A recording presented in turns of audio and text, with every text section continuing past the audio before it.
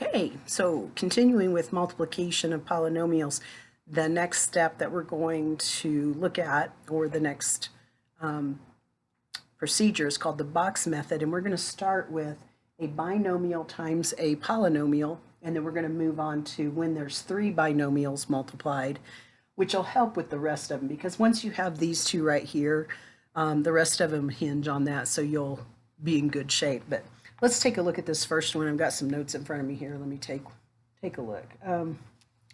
Let's try this example. So I'm going to have a binomial x minus 12 multiplied times a trinomial x squared plus 6x minus 7. Okay, so the box method is this. We're going to have the labels of columns and the labels of rows indicated by the terms of each of those polynomials. So I'm going to make sort of look like a tic-tac-toe box, to be honest. I'm going to make columns like this where my terms are the labels. Okay, I'll put that plus right there. Okay, and then the rows I'm going to label with the binomial. It doesn't matter whether you go up or down with these.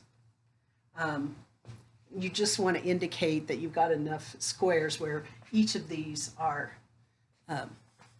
coming together, intersecting. Okay, so what we're doing is filling in each of these squares with multiplication of each label on the column and on the row. Okay, that indicates multiplication. So to do that, you've got to know your rules of exponents pretty well. And if you have any questions on those, let me know and we'll go over them again. So x times x squared, and the answer goes here, is x to the third. X times 6x, so these are coming together, 6x squared. Negative 7 times x is negative 7x. Okay, and now we're going to have x squared and negative 12. So negative 12x squared. 6 times negative 12 is negative 72, and there's an x. And then negative 7 and negative 12 is going to be a positive 84. Okay? Now, when you fill in the boxes, to fill in, multiply. Okay? So to fill in, multiply.